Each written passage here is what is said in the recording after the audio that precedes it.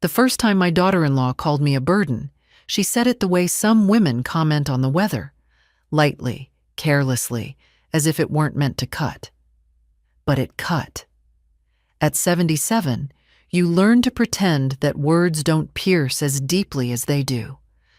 Yet that morning, the words settled inside me like a cold stone I could not swallow. I was standing at the kitchen counter, folding the dish towel the way I always do, edges aligned, corners sharp, when Kayla walked in with her bright, stretched smile. "Margaret," she said, "you're using the wrong detergent again. It makes our kitchen smell old." She waved her hand in the air, as if shooing away something unpleasant. I swear, keeping track of these things is becoming a burden. A burden. She said it while tapping on her phone, already bored of her own insult. I stood there quietly, looking at the towel in my hands. My hands are still steady, despite her whispers about my declining years. It's strange how people decide you're fading simply because your hair has surrendered to silver. My son, Daniel, didn't hear her. Or maybe he did and pretended he didn't. He'd been doing that more often. Pretending. Pretending not to notice her impatience with me, her small sighs when I walked into the room, the way she took every chance to remind me that I lived here temporarily, even though no one had said those exact words out loud. I moved into the little apartment above their garage last winter after the doctor told me the stairs in my old house were becoming a danger, Daniel insisted. "Mom, it'll be easier for everyone," he said, meaning well. He always means well, but good intentions can still leave bruises. Kayla didn't approve, though she hid it at first. She hugged me stiffly on moving day and said, "We'll make it work." Some people can turn a simple sentence into a warning, and some mothers, like me, hear the warning but choose to look away. I tried to stay out of their way. I cooked small meals for myself, kept the apartment spotless, avoided the main house unless invited. But even then, Kayla found ways to remind me that I was an extra item on her list of responsibilities she never wanted. That morning, after her little comment, I stepped outside to breathe. The winter air stung my cheeks, but at least it was honest. I've always liked truthful things: cold wind, warm bread, the sound of reading aloud. In my years as a librarian, I learned that truth is rarely loud. It's usually quiet, like a page turning. Sitting on the bench beside the garage, I watched their daughter, my granddaughter Lily, skip across the yard with her backpack bouncing behind her. She waved when she saw me, bright and open, like children are before the world teaches them restraint. If there is one person who still sees me as whole, it's her. 12 years old, but with a softness that reminds me of her grandfather. I sometimes whisper to the photograph of my late husband, Arthur, kept on the nightstand. "You'd know what to say," I tell him. He always did. He had a way of placing his hand on top of mine, steady and gentle, like an anchor, reminding me I hadn't drifted anywhere. But he isn't here, and I handle things alone now. When I went back inside for my coat, I overheard Kayla on the phone in the hallway. "I can't keep managing her," she whispered sharply. "She forgets things. She slows everything down. Honestly, she's becoming a burden." The second time she said it, she didn't even soften her voice. I stood very still. Not because her words shocked me, by then I already knew how she saw me, but because of something else. Something unexpected. I felt calm. A strange, quiet calm, the kind you feel right before a storm breaks. But the storm, this time, wasn't going to be aimed at me. I could sense it forming, gathering, waiting. And I knew something that Kayla did not. Nothing in my life had ever been handed to me, but everything in hers had been handed to her. And people like that never imagine the day when the hand that gives finally closes. I folded my coat over my arm and stepped outside again. The bank would be opening soon. And although I didn't yet know what would come of it, I did know one thing with absolute clarity. I was done being a burden. The day after Kayla's little declaration, I woke before dawn, the way women my age often do, not because of insomnia, but because silence feels safer before the world wakes up. The small apartment above the garage was cold, though I'd set the heater higher the night before. I wrapped my shawl around my shoulders and moved slowly through the kitchenette, touching things that had become my company. The chipped mug Arthur once bought me at a roadside fair, the kettle that wheezed like an old dog, the soft lamp that glowed like a candle. Living alone isn't frightening. Being tolerated is. I boiled water for tea and watched steam rise like a thin veil.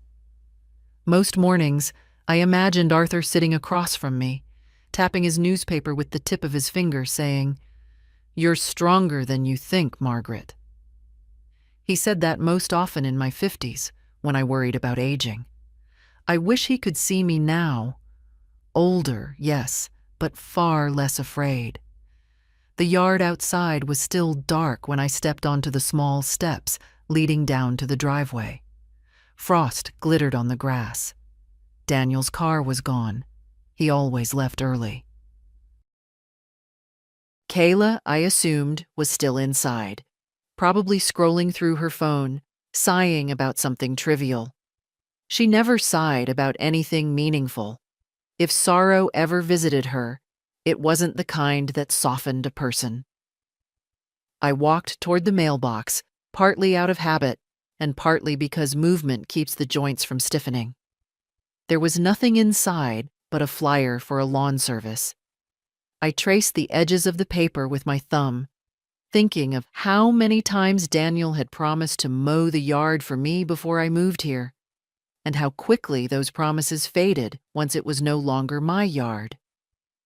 I took a slow lap around the garage, breathing in the cold air. No one disturbed me there. No one would call my name. It is strange how a family can live only a few steps away, yet you feel like a visitor in a boarding house. At 8:30 sharp, I heard the back door slam. Kayla stepped out, heels clicking across the patio as if announcing her displeasure to the world. She spotted me near the garden bed and frowned, as though even my presence on the property rearranged something in her carefully curated life. "Oh, Margaret," she said, pulling her coat tighter, "could you please not leave the porch light on all night? It shines into the kitchen and keeps me up. Honestly, I've mentioned it before. You forget things so easily." I looked at her carefully, not cruelly, just carefully. "I turned it off at 10, I said quietly. She blinked, caught off guard, but only for a moment. "Well, maybe the bulb is faulty. Everything around here is falling apart lately." Her smile was thin and sharp. Then she walked away, sliding into her car without waiting for a reply. It's strange what people choose to see. She looked at me and saw inconvenience, fragility, something to manage. What she never noticed was how carefully I listened to her, how I measured each shift in tone, each complaint disguised as a request. People reveal themselves most clearly when they are unkind. I returned to my apartment and sat by the window. Lily's school bus would arrive soon. I always waited to see her leave, even from a distance. It reminded me that love still existed somewhere in this household. When she finally bounded outside, her backpack swinging, she waved at me with both hands. "Grandma!" Her voice carried across the chilly air. I opened the window a little. "Have a good day, sweetheart." "You too," she called, then turned back to adjust her hat. Kayla hurried her along, barely glancing in my direction, as though acknowledging me would require too much effort. After the bus left, silence returned. Too quickly. Too completely. Inside the apartment, I sat at my small table and took out the old leather folder Arthur and I once jokingly called our quiet secrets. It held documents we never needed often: insurance, pension statements, the papers for the trust Arthur set up when Lily was born. He always insisted on protecting the two of us. "Not because I think something will happen," he'd said, "but because I love you too much to leave anything to chance." I traced the embossed edge of the folder. It had been a long time since I'd opened it. But yesterday, when Kayla called me a burden, twice, something inside me shifted. Not anger, not spite, a kind of awakening, a reminder that I hadn't lived 77 years just to fade quietly into someone else's discomfort. When I looked at those papers now, I didn't feel fear or guilt. I felt steadiness. Everything in that folder was in my name alone, not Daniel's. Certainly not Kayla's. I thought of the way Kayla counted everything, her time, her energy, her sacrifices. But she never counted what wasn't hers. She didn't know how. A soft knock startled me. For a moment, I hoped it was Lily. But when I opened the door, it was Daniel. My son looked tired, not from work, but from the quiet strain of living between two women he didn't quite understand. "Mom," he said, rubbing the back of his neck. "Can we talk later? I'm dealing with something at the office. Kayla said you seemed upset yesterday." I smiled gently, letting him look into a calmness I wasn't sure he recognized anymore. "I'm all right, Daniel, truly. You go to work." He sighed with relief, too much relief, and left. When the door closed, I sat back down at the table, opened the folder fully, and laid the papers flat. For the first time in months, the silence around me didn't feel lonely. It felt like possibility. Daniel stopped by again that evening, long after the sun slipped behind the bare trees. I heard his footsteps on the stairs before he knocked. Heavy, tired, hesitant. It's always the hesitancy that tells me more than the words he chooses. "Mom?" he called softly. "Are you still awake?" I opened the door a few inches. "Of course, darling. Come in." He stepped inside, rubbing his hands together from the cold. He looked around the small apartment, the tidy counters, the neatly folded blanket on the sofa, as if checking for signs that something was wrong with me, something Kayla might have mentioned. His eyes lingered on the kettle warming on the stove. "I didn't mean to bother you," he said. "I just wanted to check in. Kayla said you seemed a little distant lately." Distant. That was a new one. For months, I'd been treated more like furniture than family, and now I was the distant one. I motioned for him to sit. "Tea?" He hesitated, then nodded. "Sure. Thanks." As I poured hot water into 2 cups, he watched me as though expecting me to fumble. When I didn't, when my hands moved steadily, gracefully, as they always have, he looked almost relieved, almost ashamed. But shame never stays long with people who avoid looking at uncomfortable truths. He blew on his tea. "Mom, if Kayla said something that upset you, she didn't mean anything by it. She's been really stressed. Work, Lily's school, my hours." I sat across from him, folding my hands gently in my lap. "She called me a burden, Daniel." He froze. His cup hovered halfway to his mouth. "When?" he finally asked, barely above a whisper. "Yesterday morning, and again on the phone later." He set the cup down slowly, carefully, the way a man does when he's trapped between two loyalties and not brave enough to choose one. Mom. She didn't mean it like that. I smiled. A small one. The kind you give to a child who thinks he's hiding behind a curtain when his feet are sticking out. People usually mean things exactly the way they say them. He exhaled, a long, frustrated sigh. She's just overwhelmed. Having you here, it's an adjustment. For whom? I said it softly, without sharpness, but he flinched anyway. He rubbed his forehead. I know it hasn't been easy, but Kayla's trying. She worries a lot about, well, your health, your memory. My memory, I repeated, almost curious. And what exactly have I forgotten? He opened his mouth, but no answer came, because nothing had been forgotten.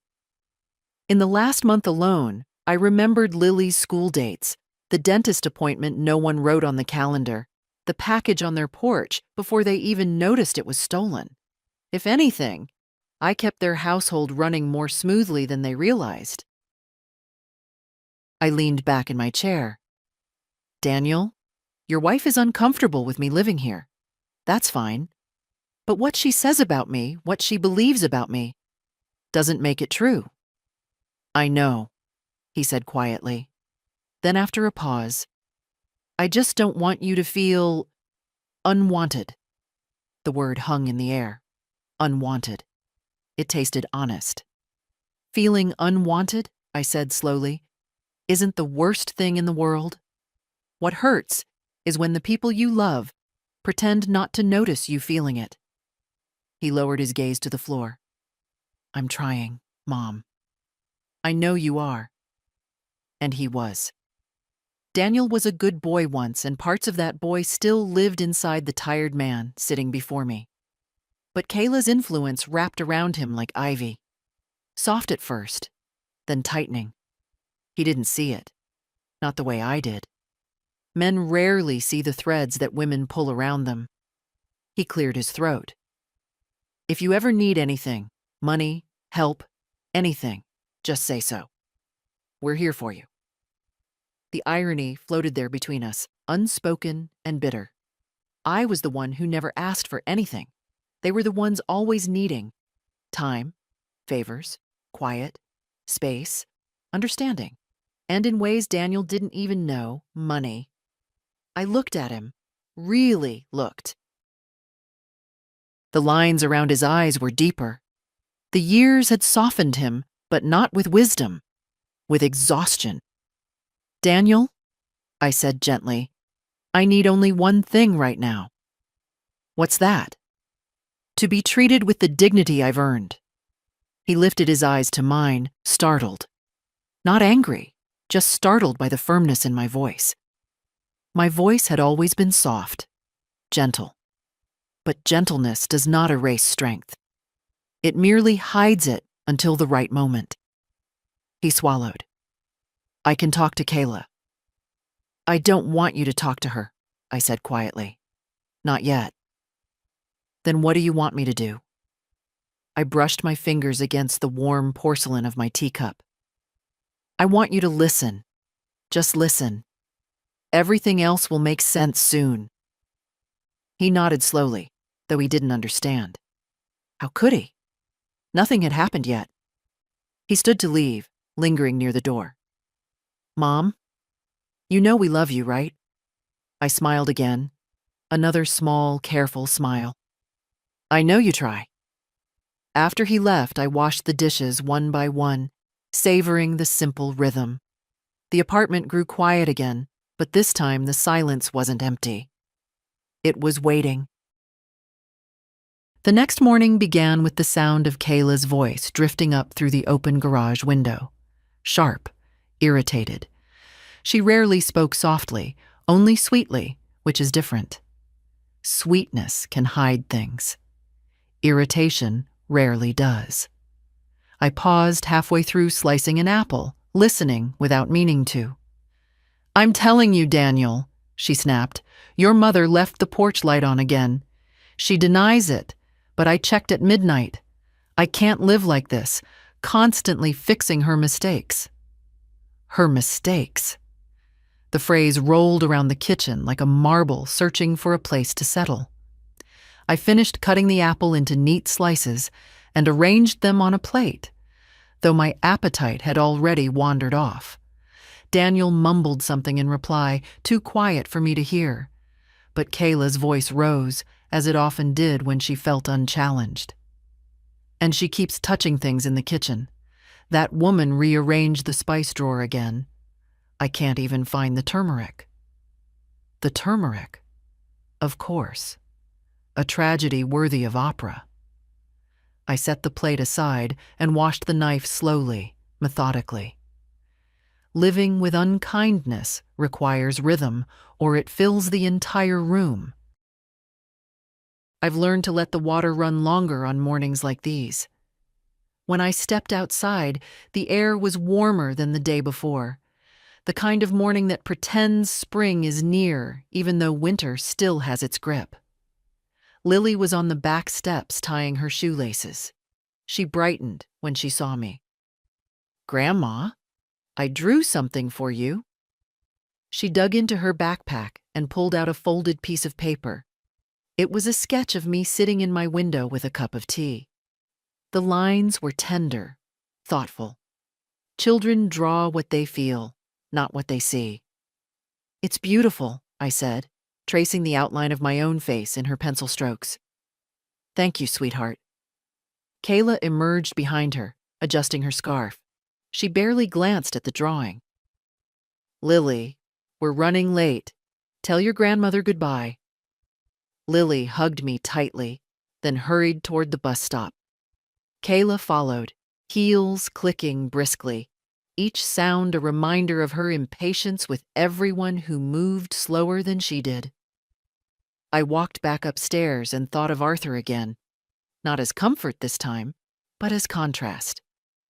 He used to say, "Kindness is quiet strength." Kayla believed strength was volume. I sat at the table, opened the leather folder, and sifted through the documents again. Trust papers, pension letters, the modest savings account. Everything organized, everything clear. I didn't need to touch these papers. They didn't require anything from me, but something about them grounded me. They reminded me of who I was before someone else decided they could redefine me. At 10, the door to the garage creaked. Someone climbed the steps. I expected Daniel, but it was Kayla. She rarely came up here. Doing so implied effort she didn't like giving. She didn't knock. She stepped inside with the entitlement of someone entering a room she'd purchased. "Margaret," she said, smoothing her coat. "We need to talk." I closed the folder gently. "Yes?" She pulled out her phone. "I've been thinking about your finances. I know you say you manage everything on your own, but I'm concerned. At your age, mistakes happen. And if something were to go wrong with your accounts, the consequences could fall on all of us." There it was. Not worry, interest. "I appreciate the concern," I said softly, "but my accounts are in order." Kayla gave a sympathetic smile, the kind that isn't sympathetic at all. Daniel and I agreed it might be smart if one of us had authorization, just to help, just in case. "In case of what?" She didn't answer. Instead, she tapped her phone. "The bank said we'd need your signature. It's very simple. You'd still have control." Her voice lifted on that word, pretending generosity. "But we would too. Purely for your safety." My safety. The phrase sat between us like a wet cloth. I folded my hands. "Kayla, why do you believe I'm incapable of handling my own affairs?" Her smile strained. "It's not that. It's just, you're older, and older people don't always notice when things slip." "I notice quite a lot," I said quietly. Something flickered in her eyes. Annoyance, maybe even fear.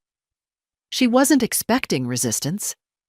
She expected compliance, the kind she'd grown accustomed to receiving from Daniel. "Look," she sighed, softening her tone like a parent coaxing a child. "Just come with me to the bank tomorrow. We'll get the paperwork sorted." I rose slowly, not abruptly, but with the steadiness of someone who has not forgotten herself.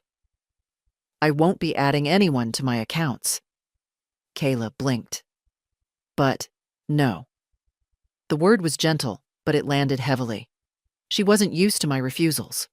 She certainly wasn't used to hearing them twice. Her lips tightened. "Margaret, I'm only trying to help." "Help?" I repeated, letting the word sit for a moment. "Is something given, not taken?" Her expression cracked then, just slightly. The facade wavered. For a fraction of a second she understood that I saw her clearly. Not the version she performed, but the truth underneath. She stepped back toward the doorway. "You're making this difficult." "I trust you'll manage," I said. She left without another word. The door clicked shut, sharper than necessary. I returned to the table, laid my hand atop the leather folder, and breathed. Not in fear or uncertainty, but in decision. Because now, the pieces were clear. Kayla wanted access. She wanted oversight. She wanted control. But she would soon learn something she had never bothered to imagine. A woman who has lived 77 years does not crumble when pushed. She becomes immovable. I didn't sleep much that night, though not from worry. Worry feels sharp and restless. This was something steadier, almost deliberate. I lay in bed with the small lamp glowing beside me, the folder of documents placed on the chair as if keeping watch. People think age softens you, but sometimes age clarifies you. It narrows your world to what actually matters. By morning, the frost on the window had melted, leaving streaks like fingerprints. I stood there for a long moment, palms on the sill, watching the backyard stir. Kayla opening the patio door, Daniel loading something into the trunk, Lily running circles around them with her hair unbrushed and wild. The small, ordinary chaos of a family I lived beside, but not within. When they drove off, the silence settled again. I made tea and sat at the table, spreading out the trust documents the way one lays out a map before a journey. I traced Arthur's signature, the strong, looping handwriting I'd memorized over decades. He'd insisted I be the primary trustee, even when I'd argued that Daniel was younger. "No," Arthur had said, "you're the one who sees clearly, even when others look away." He knew me better than I knew myself. The trust existed for two people only, me and Lily. No one else. Not Daniel, not his wife. No amount of persuasion, flattery, or guilt could change that. I'd protected it for years, almost forgetting why. But now I remembered. Around noon, I heard footsteps on the stairs. Softer this time. It was Lily. She peeked around the door, cheeks flushed from the cold. "Grandma? Mom forgot her lunch again. Dad's bringing it later. Can I sit with you a while?" Of course she could. I opened the door wider. "Come in, sweetheart." She plopped down on the small sofa, kicking her feet gently. "Mom said you shouldn't be alone so much. I think she worries." Children don't lie, not by intention. They repeat what they hear. I sat beside her. "Do you worry about me?" "No." She shook her head firmly. "You're strong. Dad says so too." I smiled at that. "Your dad is right. I get along just fine up here." She nodded, satisfied, then noticed the papers on the table. "Are those books?" "Just grown-up things," I said. "Boring things." "Oh." She leaned back, unimpressed.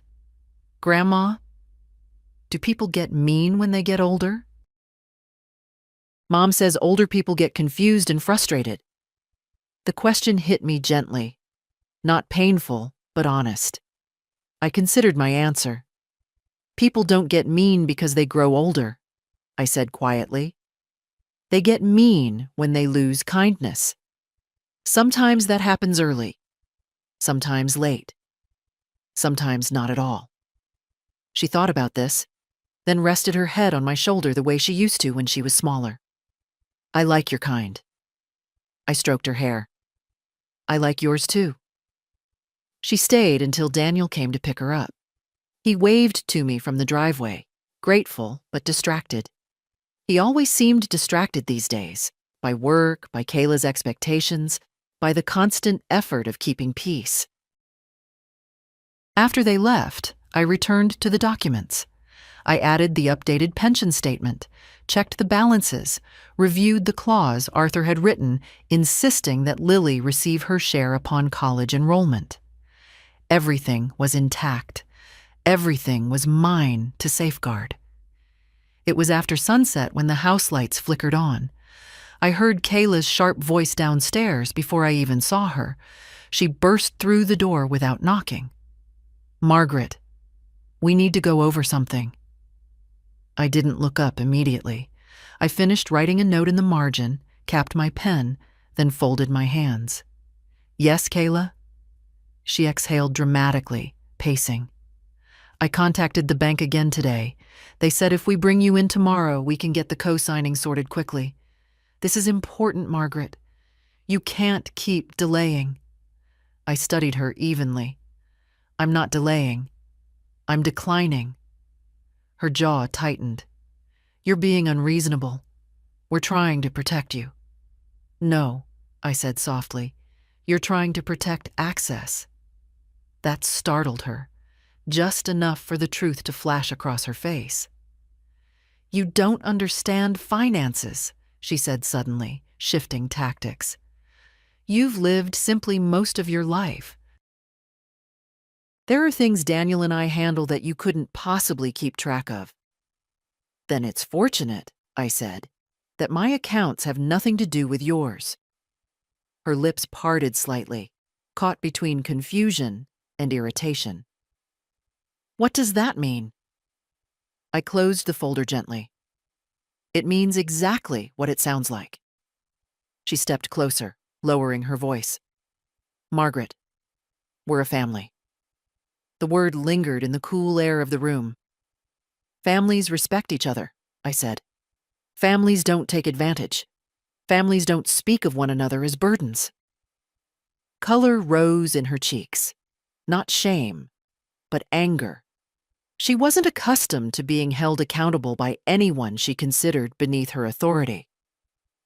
"You're putting us in a difficult position," she said stiffly. "I'm sure you'll manage," I answered again. She left quickly, without bothering to close the door.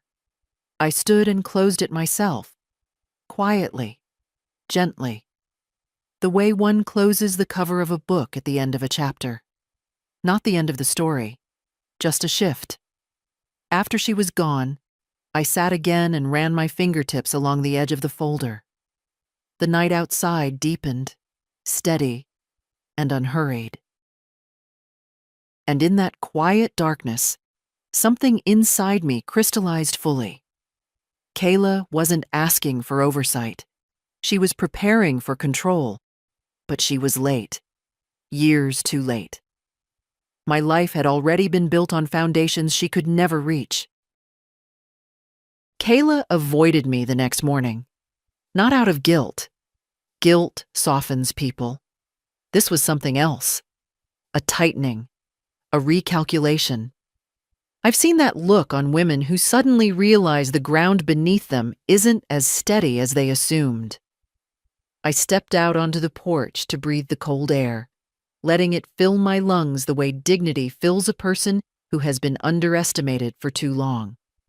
Below, Daniel was scraping frost off the windshield, his shoulders hunched. Kayla hovered nearby, arms crossed, speaking in low, fast whispers. They both looked tired, but in different ways. He wore exhaustion. She wore annoyance. When she spotted me, her smile flickered on like a motion-activated light, bright, immediate, and utterly hollow. "Good morning, Margaret. Sleep well?" "Quite well," I said, though I knew she wished I'd said the opposite. Lily bounded out seconds later, bringing warmth to the cold morning. She waved at me with both hands, then tugged at Daniel's sleeve, asking about show and tell. It was a normal family moment, almost sweet, until Kayla sighed loudly, glancing at me as though my presence created the inconvenience. After they drove off, silence returned to the property. But it wasn't peaceful. It was watchful. I made myself tea, sat at the table, and tried to read, but my mind drifted back to the bank. The conversation Kayla had tried to orchestrate, the access she believed she'd soon have. People often mistake my calmness for surrender. They mistake age for weakness. They mistake quiet for yielding. But quiet is simply where I gather my strength. Around 11, a call came. A number I recognized. The bank's main line. "Mrs. Holloway," the representative said politely, "we received an inquiry this morning regarding shared authorization on your accounts. Before we proceed with anything, we wanted to confirm personally with you." The calm inside me deepened, like a slow tide returning to shore. "What inquiry?" I asked, though I knew the answer. "A request submitted through our online portal, indicating that your son and daughter-in-law should have co-management rights. It requires your approval. Naturally, we will not move forward without speaking directly with you." I closed my eyes briefly, not in distress, but in affirmation. The picture was complete now. Kayla hadn't intended to wait for my signature. She'd hoped to slip something through, bold, arrogant, and entirely predictable. "Please note on my profile," I said, "that no one is to be added to my accounts, ever, and flag any future attempts as unauthorized." "Yes, ma'am. We'll also add a verbal password to your file, if you'd like." "Yes," I said softly. "I would like that very much." When the call ended, I rested my hand on the table, absorbing the stillness of the room. Not fear, not anger. Certainty. Later that afternoon, while I was watering the small potted rosemary plant Lily had given me, I heard hurried steps. Kayla stormed in without knocking, her cheeks flushed, her breath sharp. "Why did the bank call me?" she demanded. "I imagine they didn't," I replied calmly. "They called me." Her eyes narrowed. "They said the request couldn't be processed. They asked if you had refused something.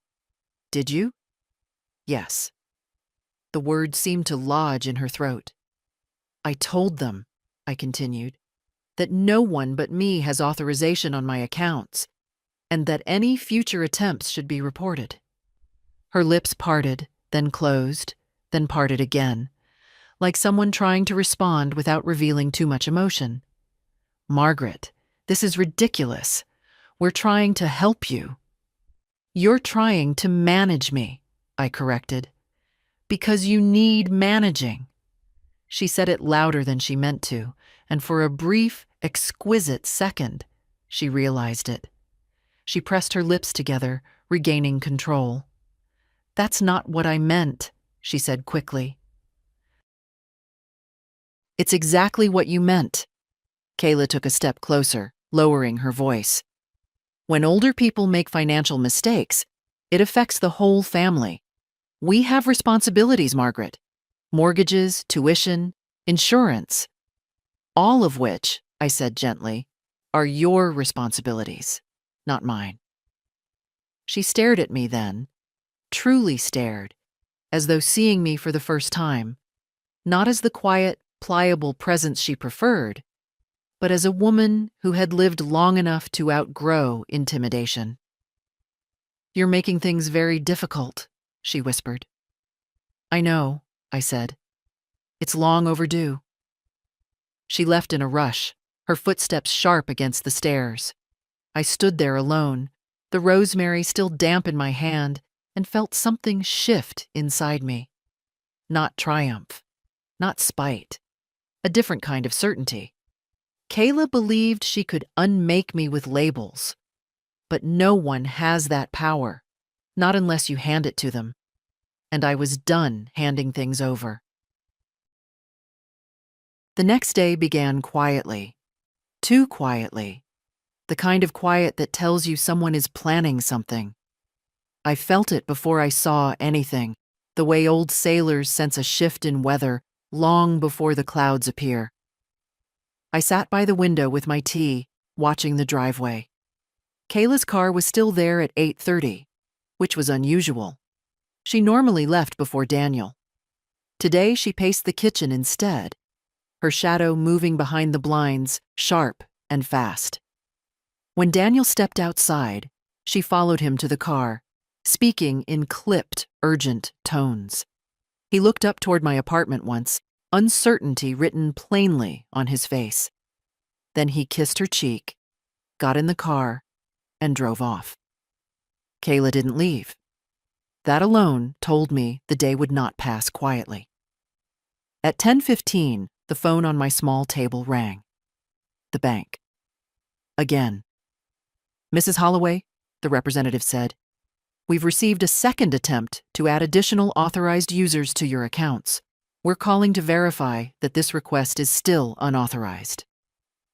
My breath didn't hitch. My heart didn't race. I simply straightened in my chair.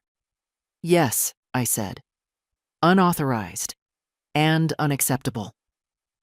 We've flagged your profile accordingly. No changes will be allowed without your physical presence and verbal password." "Thank you," I replied. As I hung up, I felt no panic, just clarity sharpening, steady as a blade being honed. A few minutes later, as if summoned by the truth, Kayla appeared at my door. She didn't knock. She opened it halfway, then paused when she saw I was already looking at her. "Margaret," she said, forcing a smile so brittle it might have cracked if I'd touched it. "I think we should talk." I gestured for her to come in, then talk. She shut the door behind her and clasped her hands together with exaggerated calm. "The bank called me again." "Did they?" I asked mildly. "Yes. They said there was a misunderstanding, that they cannot add us to your accounts unless you approve it. And you told them," she drew a breath, "that you refuse." I did. Her composure wavered. For the first time, she looked less like a woman in control and more like one watching control slip through her fingers. "Margaret," she said carefully, "our household finances are complicated. Daniel and I are juggling so many obligations. If something happened to you—" "Nothing has happened," I interrupted quietly. "Accept your frustration." She stared at me. It unsettled her that my tone never rose, that I didn't match her intensity. People like Kayla expect resistance to be loud. It confuses them when it's calm. After a moment, she stepped closer, lowering her voice. "Do you even understand the pressure Daniel is under? We are trying to build a life here, a future. And your stubbornness, your refusal to cooperate, makes everything harder." "Daniel's work pressures," I said, "are not solved by gaining access to my accounts." Her lips tightened. A crack, a small one, but deep. "I am thinking of the whole family," she insisted. "I am thinking of Lily," I replied, "and myself." Her eyes flicked to the table, the leather folder lying open just enough to reveal a corner of the trust documents. Something changed in her expression then. She didn't recognize the papers, but she recognized importance. "What is that?" she asked, attempting casual interest, but failing. "Private," I said. The word landed between us like a stone. "Margaret, she said slowly. Are you hiding something from us? I am protecting something from you. Her breath caught. Not fear, anger, sharp, rising anger. You are being ungrateful, she snapped. We let you live here. We take care of things for you. Daniel bends over backward trying to make sure you're comfortable, and you repay us with suspicion. You call me a burden in my own home, I answered softly, and you expect gratitude. Silence. Heavy, unavoidable. Kayla swallowed hard, searching for words she could no longer shape into excuses. She wasn't prepared for the mirror I held up. She wasn't used to seeing herself. You're twisting things, she said weakly. No, I said. I'm correcting them. She took a step back, as if suddenly uncertain of the room, the air, the ground beneath her. Daniel will hear about this, she threatened. I expect he will, I replied. She left without another word, pulling the door shut behind her, hard enough to rattle the frame. When the silence settled again, it brought something with it, an understanding I had sensed for days but had not named. Kayla didn't just want access. She wanted control of a future she assumed was hers to claim. But she had overlooked one essential truth. I was not done shaping my own future, and I had 77 years of strength behind me. The bank didn't wait long. By early afternoon, another call came, though this time the representative's voice carried a subtle edge of concern. Mrs. Holloway, she said, we've now recorded 3 unauthorized attempts to alter your account permissions. We wanted to confirm again that you did not initiate these. I did not, I answered. Would you like us to activate a full protective freeze on any changes? This will restrict all edits except those made by you in person. I looked out the window. Below, Kayla stood in the driveway with her phone pressed to her ear, her free hand gesturing sharply as she paced. Her frustration had begun to show not just in her face, but in the stiffness of her shoulders, in the clipped movements of a woman accustomed to winning and suddenly finding her strategies useless. Yes, I said quietly. Activate the freeze. The representative confirmed the changes, and when I hung up, I let the phone rest against my palm for a moment. The room felt unusually still, as if holding its breath. A freeze. A small thing in the bank system. A monumental thing in the architecture of my life. Around 4, Daniel arrived home. I heard the familiar slam of the car door, the muffled voices, the front door opening. And then, something new. Raised voices. His and Kayla's. Not shouting, but tense, sharp, breaking like thin ice under weight. I couldn't make out the words, but I could hear the rhythm of blame. And beneath it, something like fear. It wasn't long before Daniel climbed the stairs. His knock was softer than usual, hesitant. Mom, he said when I opened the door. Can I come in? Of course. He stepped inside and closed the door gently, as if afraid the house itself might listen. He didn't sit. He hovered in the center of the room like a man unsure where he belonged. Mom, did you tell the bank not to let us access your accounts? I met his eyes, calm and steady. I did. He exhaled, rubbing his forehead. Kayla is upset. I imagine so. She said she only wanted to help. She said you misunderstood. I let the silence settle before answering. Did you misunderstand, Daniel? He looked at me, and for once, his gaze didn't slip away. His confusion was raw, unpolished. He was a boy again in that moment, standing in front of me with scraped knees, unsure whether he should confess or hide. Mom, he said quietly, Kayla thinks you're not as sharp as you used to be. She thinks eventually you'll need someone to manage things. She thinks that I am a burden," I finished. The words struck him like a slap, though I had spoken them gently. "She didn't. She did. And you know it." He shut his eyes briefly, and the weight of reality pressed into his shoulders. When he opened them, he looked older than he had that morning, more worn. "Mom, our finances. They're tight. And Kayla thought maybe if we consolidated things." "My accounts are not your consolidation plan," I said softly. He swallowed. "I know. I want everyone to get along." I felt a slow ache in my chest. Not disappointment, not anger. Just the sorrow of seeing your child attempt to straddle a line that cannot be straddled. "Daniel," I said gently, "your wife's discomfort is not mine to fix." He stood there, absorbing the words the way people absorb truths they've long avoided. His shoulders sagged slightly. "Mom, I'm sorry," he murmured. I nodded. "I know you are." He hesitated. "Is there anything you need from me?" There it was again. His attempt to mend, to paper over the crack instead of addressing the fracture beneath it. "Yes," I said. "I need you to let me handle my own life." His breath hitched, not from hurt, but from realization. "All right," he said quietly. "I can do that."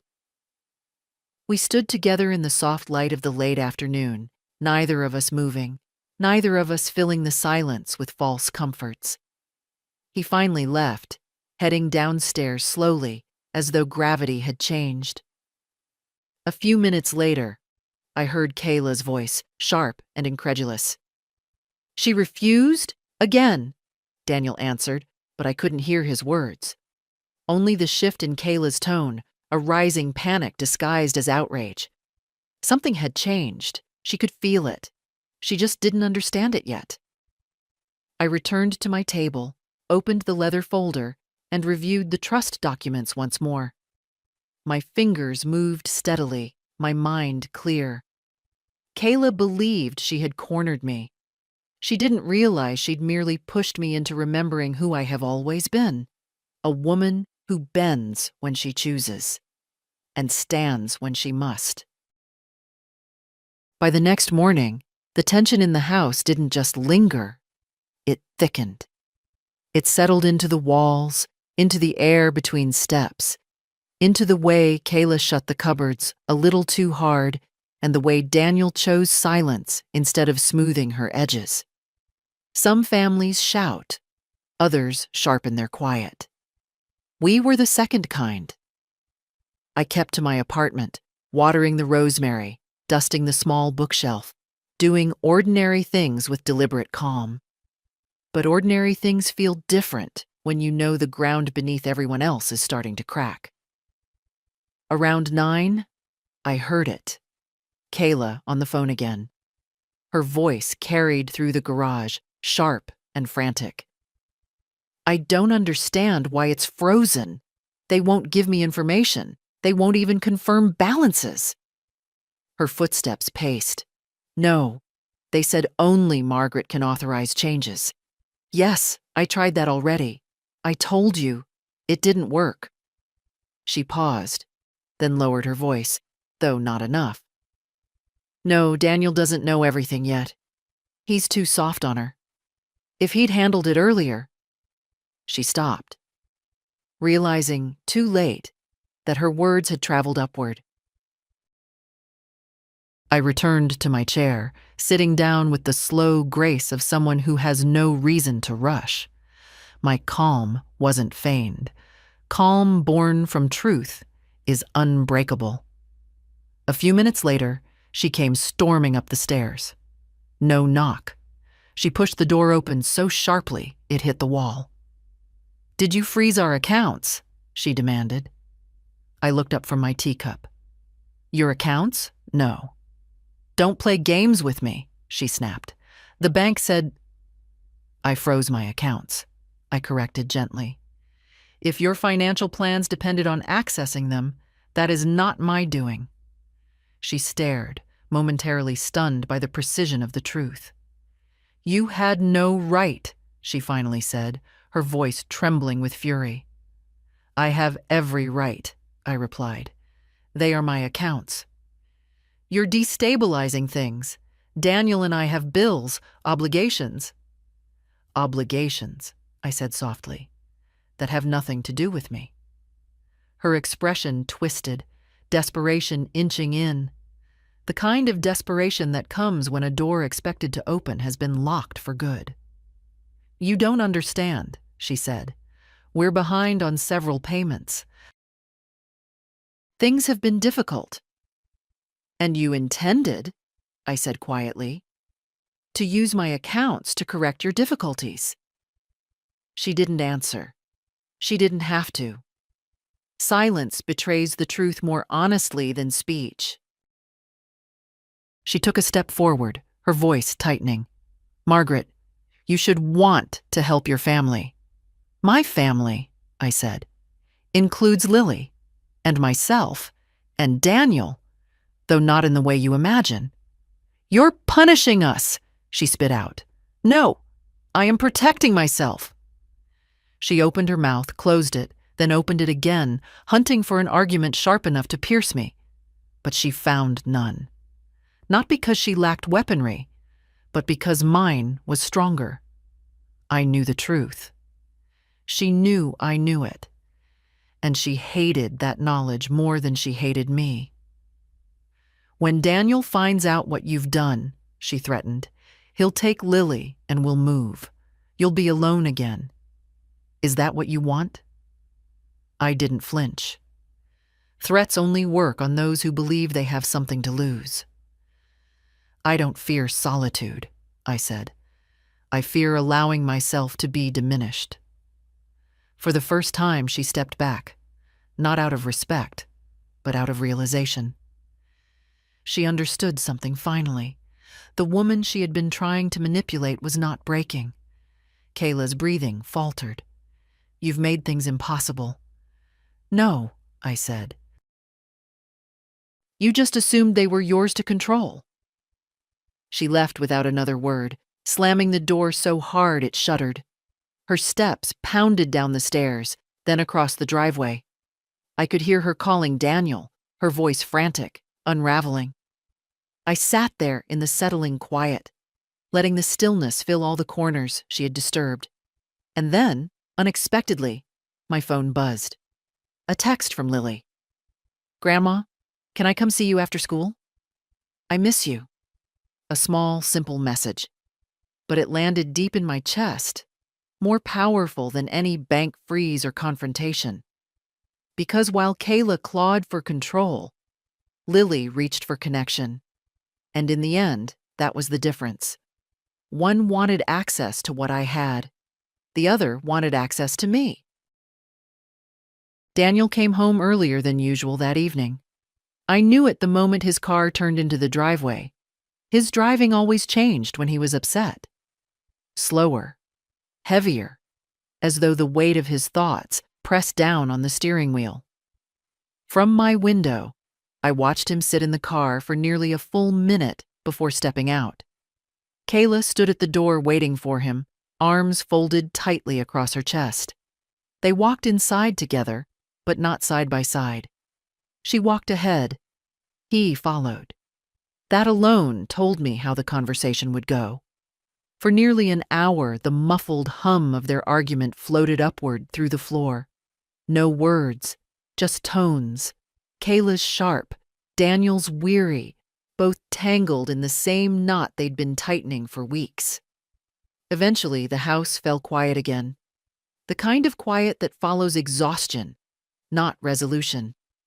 It didn't take long before I heard footsteps on the stairs. Mom? Daniel called softly. It's me. I opened the door before he reached it. He looked worn, not physically, but in the way a man looks when the truth he's been avoiding finally demands attention. Come in, I said.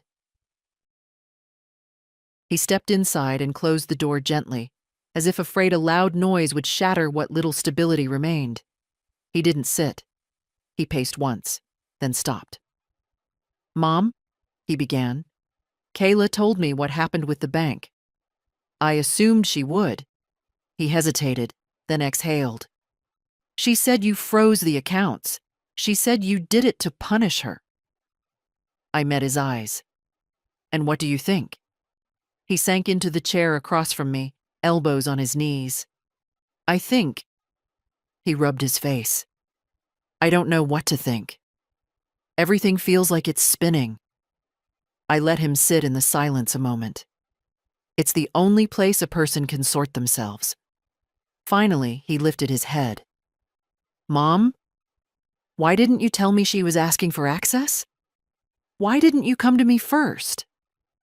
"Because, Daniel," I said gently, "you haven't been in a place to hear me. And I wasn't going to plead for understanding over something that belongs fully to me." He swallowed, guilt pressing into the corners of his eyes. "She said you were being unreasonable, that you're making choices without considering us." "Us," I repeated softly. "Or her." He didn't answer. He didn't need to. He straightened a little. "Are you in some kind of trouble financially? She thinks maybe you're afraid to admit you need help."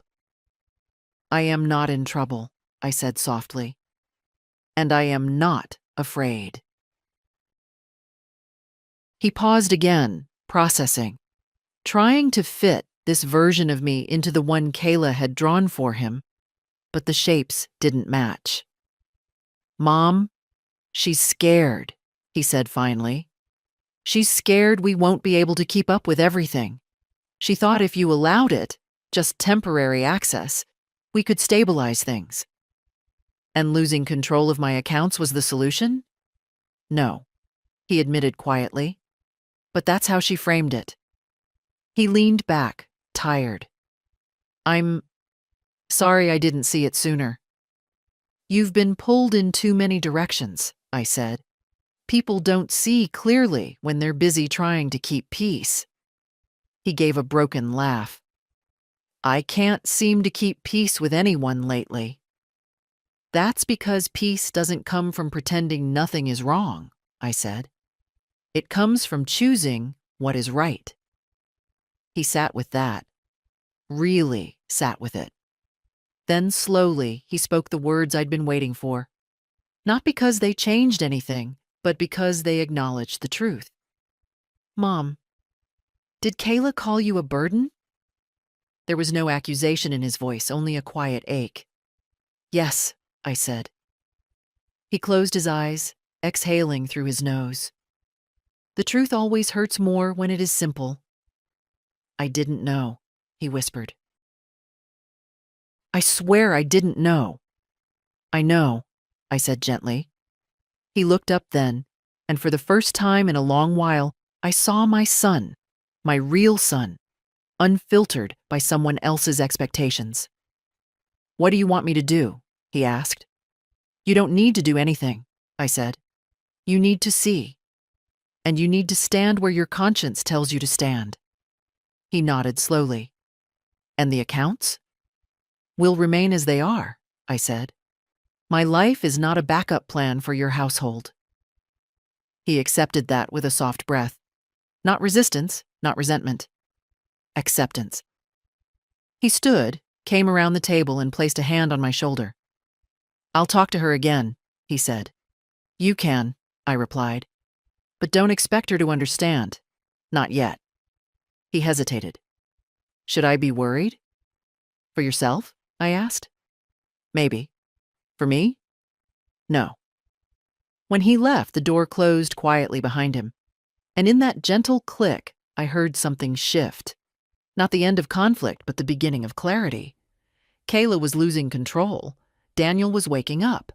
And I was finally standing in the center of my life again. Kayla avoided me for the rest of the evening, moving through the house like a storm cloud looking for a place to break open. Daniel stayed downstairs with Lily, helping her with homework, trying for normalcy, though his voice carried a heaviness he couldn't hide. Every so often I heard the creak of the floorboards, Kayla pacing from one room to the next, her anger circulating like stale air. When the house finally went quiet, I sat at my kitchen table with the lamp on low. The documents spread before me again. I wasn't reviewing them anymore. I knew every line by heart. I kept them out simply to remind myself that my life had structure, boundaries, intention. Something Kayla could not twist, no matter how she tried. The next morning came heavy with gray skies. I moved slowly, letting my joints warm with each step. When I opened the blinds, I saw Daniel's car still in the driveway. That meant only one thing. Another conversation was waiting to be had. But it wasn't Daniel who arrived at my door. Kayla climbed the stairs as if each step irritated her. She didn't knock. She never knocked. She pushed the door open and stood there, arms crossed, eyes bright with controlled fury. "We're talking," she said. "I assumed," I replied softly. She shut the door behind her, too quietly. Quiet only meant she thought she had rehearsed something important. "Daniel told me what you said," she began, "about me calling you a burden." I stayed seated. "You did." "I was frustrated," she snapped. "People say things when they're overwhelmed." "People also reveal themselves when they're overwhelmed," I said gently. Her jaw tightened. "I didn't mean it the way you took it." "You meant it exactly the way you said it." She froze. Just a second. But it was enough. Her mask slipped, and beneath it was not guilt, but indignation. The kind of indignation that belongs to someone who believes they shouldn't be questioned. "You're twisting everything," she insisted. "You're making this into an attack." "I'm making it into truth." She stepped closer, her voice dropping low. "You are destroying the peace in this house." "No," I said. "I am refusing to be blamed for a peace that never existed." She blinked, thrown off, then regrouped. "Daniel thinks you're being unfair." I raised an eyebrow. "Does he? Or is that what you want him to think?" Kayla inhaled sharply. Not the breath of a wounded woman, but of a strategist cornered by her own miscalculations. She paced once, then stopped and faced me again. "You don't understand what Daniel is dealing with," she said. "The pressure, the bills, I understand more than you think," I said softly. "I also understand that pressure does not justify cruelty." The word landed like a stone dropped into still water. Her chin lifted, a challenge. "And what about your cruelty? Freezing accounts without warning? Pitting Daniel against me?" I shook my head. "I froze my accounts because you attempted to access them. I didn't involve Daniel. You did." Her face reddened. "If you cared about this family, you would help. You would support us." "I will not support dishonesty," I said. "And I will not hand over control of my life to someone who sees me as a burden." The final word made her flinch. She tried again, but her confidence had fractured. "You're blowing everything out of proportion. You're acting like I'm some kind of threat." "You're acting," I said quietly, "like you're entitled to something that never belonged to you."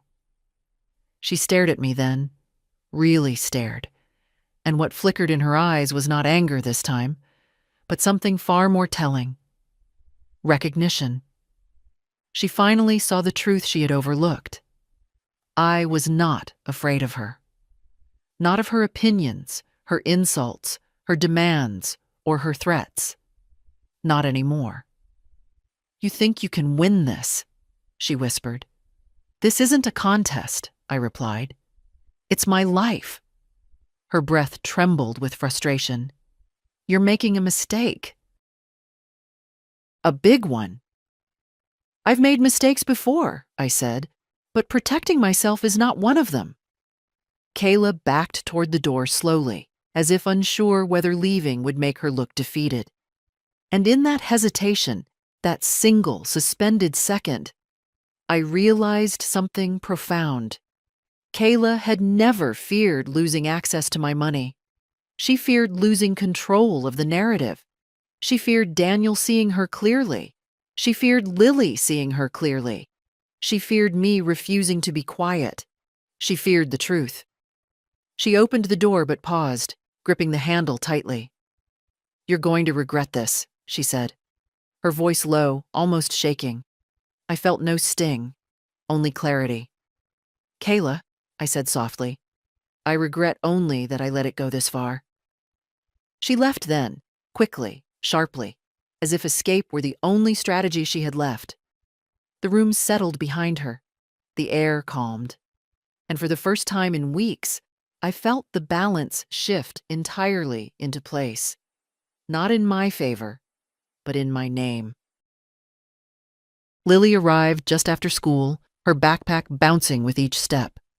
She knocked gently, 3 soft taps, the way she'd done since she was 5. I opened the door, and she slipped inside as though the very air downstairs had been too heavy for her small frame. Mom's in a bad mood, she said quietly, setting her backpack on the floor. Dad, too. I didn't want to be there. I nodded. You're welcome here any time. She sat at the table, swinging her legs under the chair, her face thoughtful, in a way children shouldn't have to be. Grandma, did something happen? They're fighting again. A lot. I poured her a glass of milk, placed cookies on a small plate. Adults fight when they feel things are slipping out of their hands, but not all slipping is bad. She frowned a little. I don't understand. You will, I said gently. One day. Lily studied me for a long moment, eyes narrowed not in suspicion but in clarity. Children see what adults miss. Did Mom do something to you? I smiled softly. Your mother and I have a difference in how we see the world. Is it because she thinks you're old? She asked, too blunt, too true. She says that sometimes, that you're fragile. Fragile. Kayla always did prefer words that made her feel tall. I reached across the table and took Lily's small hand in mine. Sweetheart, getting older doesn't make someone fragile. It makes them seasoned. Like wood that's been through winters. It bends, but it doesn't break easily. She squeezed my hand. I don't think you're fragile. Thank you, I whispered. We sat that way for a while. Her fingers curled in mine like a small anchor keeping me steady. Not that I needed steadying, but love has a way of strengthening what does not need strength. After a moment, her voice dropped to a whisper. Grandma, Mom said you're causing problems. But Dad said you're just protecting yourself. Which one is true? Both, I said. And neither. She tilted her head, confused.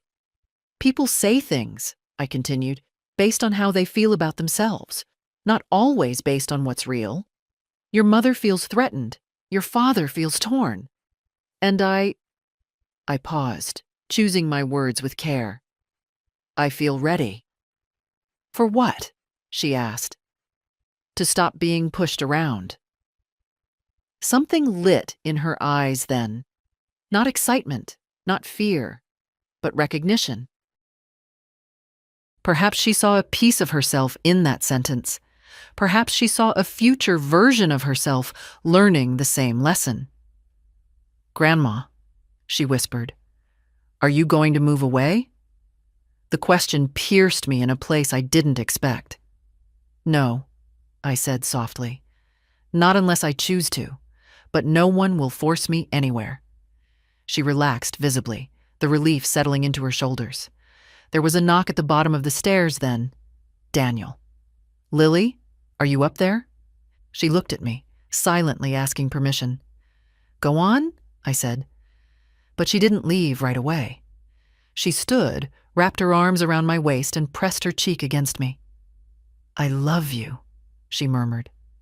And I love you, I said, stroking her hair. When she left the apartment, Daniel lingered at the door.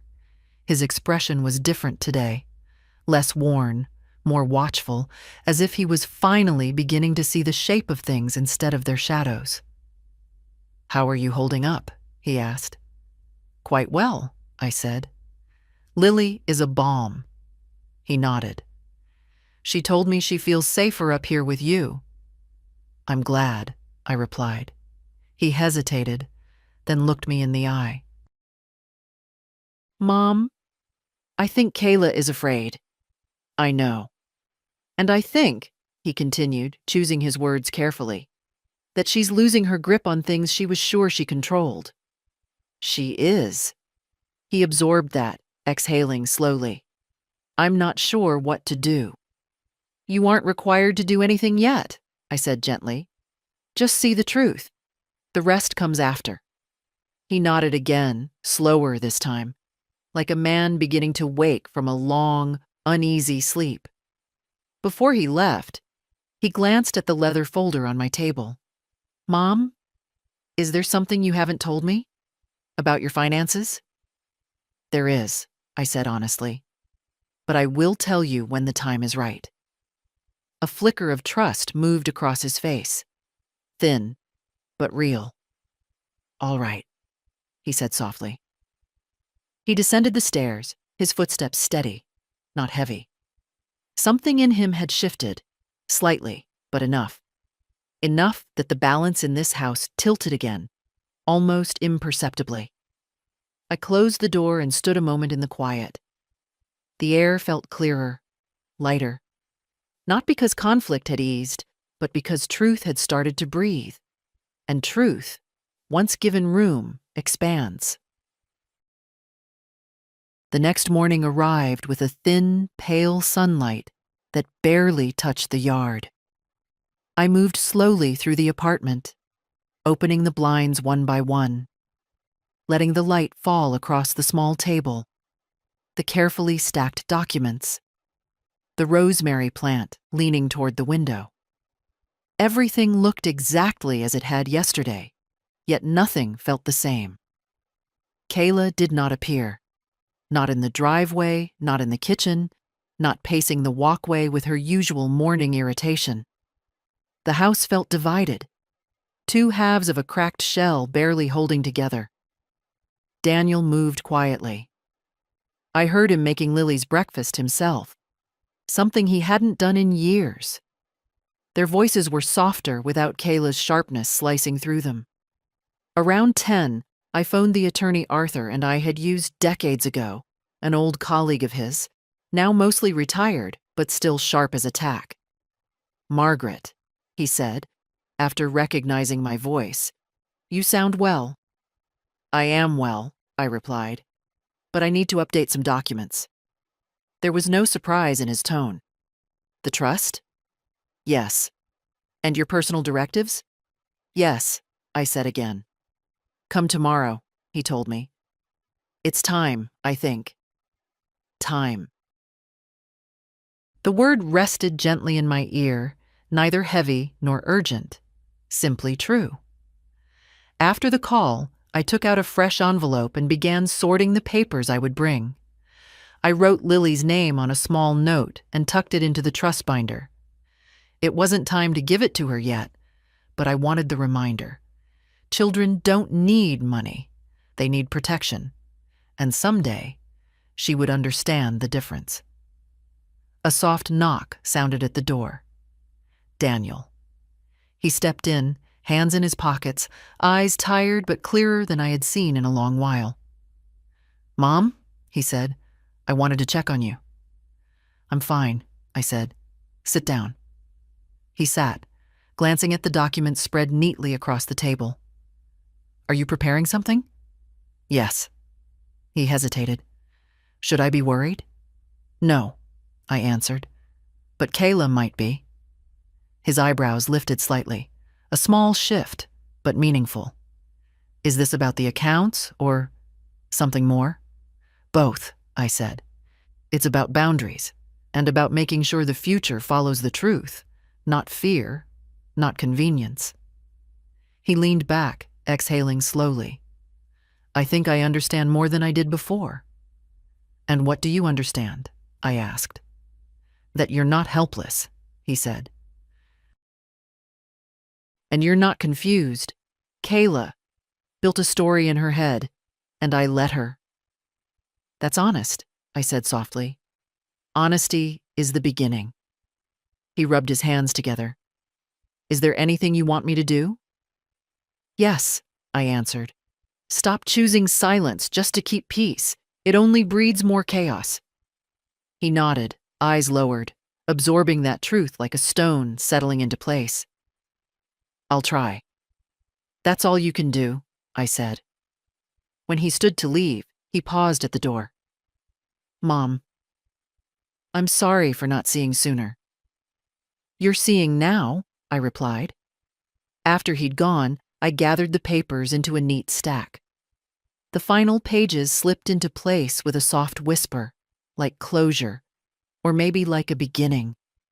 In the afternoon, I walked the length of the driveway, the cold air stinging my cheeks. I felt steady, certain, not triumphant. Certainty is quieter than triumph. It doesn't raise its voice. It simply stands. When I returned upstairs, I looked around the small apartment with its warm lamp and worn armchair and felt a subtle, unmistakable shift. I was no longer bracing myself against Kayla. I was building something beyond her reach. Kayla didn't come upstairs that evening. I heard her moving through the house with clipped, restless steps, each one edged with a frustration she could no longer hide. Daniel spoke softly to her. Too softly, his voice carrying that helpless tone men use when the truth has already pierced their comfort, but they're still pretending it hasn't reached the bone. I sat in my armchair with the lamp glowing warm beside me. The apartment felt settled, prepared, as though it knew the ground below was shifting and had decided to stay steady anyway. At 7:30, the quiet cracked open. The footsteps this time were heavy. Daniel's. He knocked once, then let himself in slowly, as though entering a place that didn't quite belong to the same world as his. Mom, he began, Kayla wants to talk. I folded the documents on my lap. To me? Or at me? He didn't smile. The question had struck too close to truth. She's upset, he said carefully. She wants to resolve things. Resolve, I repeated. Or redirect blame. He lowered his eyes. I don't know. I stood. All right. Let's go downstairs.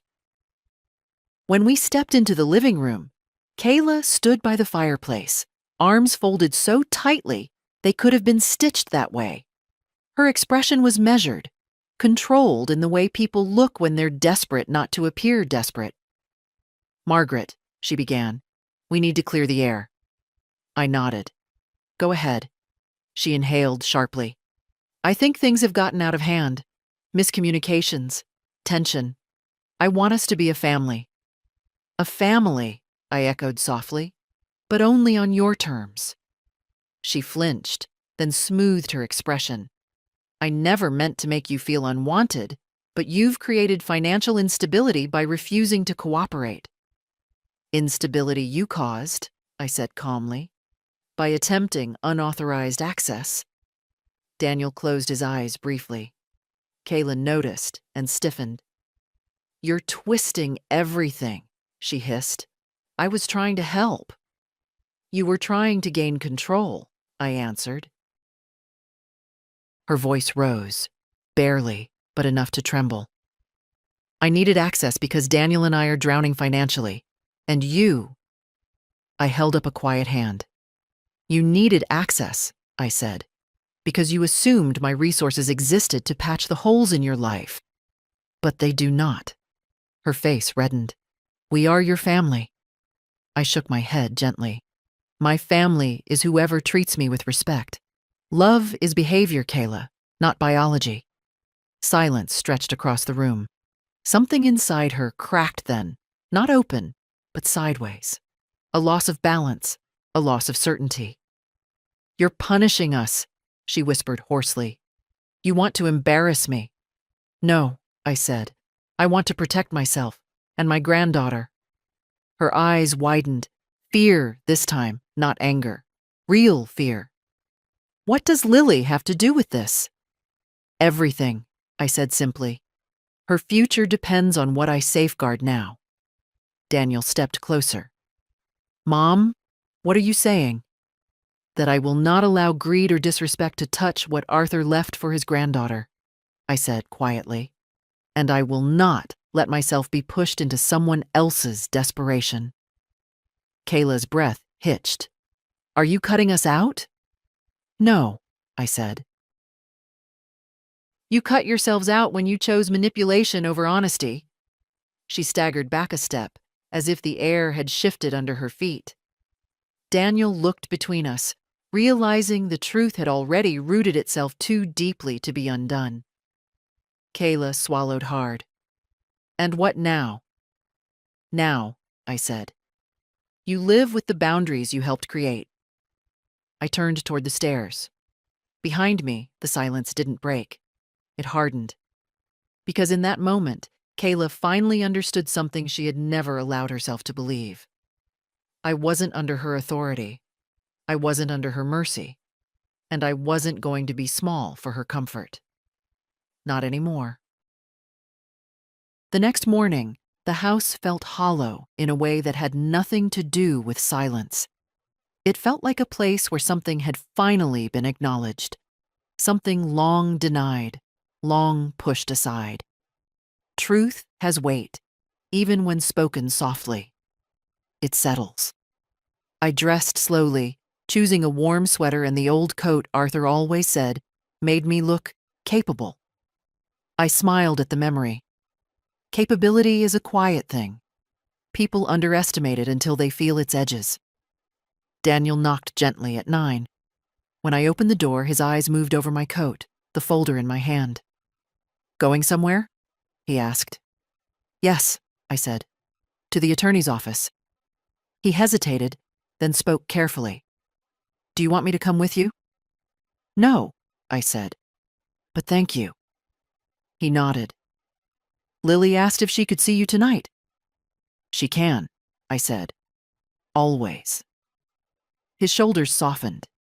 He looked like a man finally beginning to separate his thoughts from someone else's expectations. When I stepped outside, Kayla stood by the window, her arms hugging herself tightly. She didn't open the door. She didn't call out. She simply watched me walk, watched the woman she had tried to contain move of her own will. At the attorney's office, the changes were simple. A few signatures, a few clarified protections, a reaffirmation that the trust belonged exclusively to Lily and me, and that no one else had authority or influence over it. We updated my directives, my beneficiaries, and my instructions for anything unforeseen.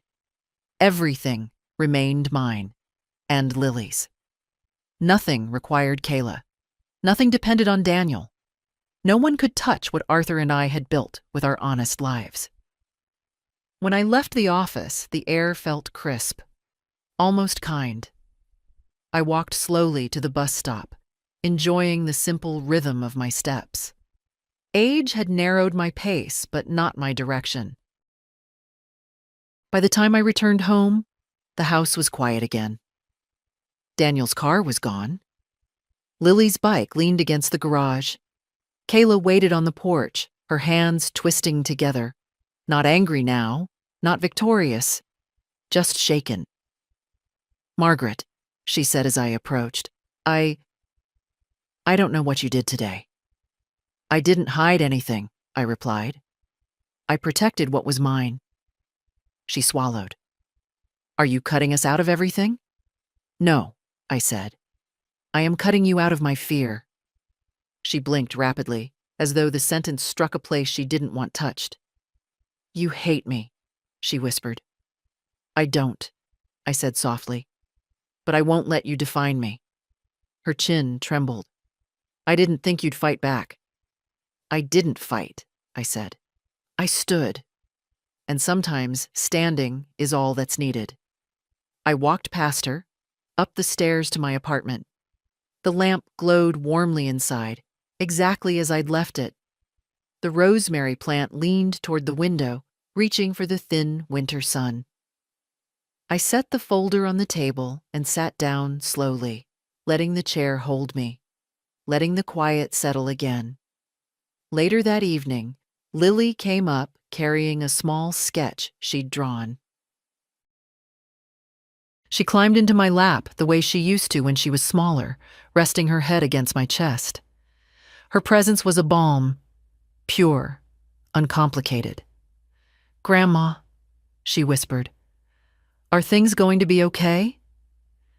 Yes, I said. Things are going to be exactly as they should.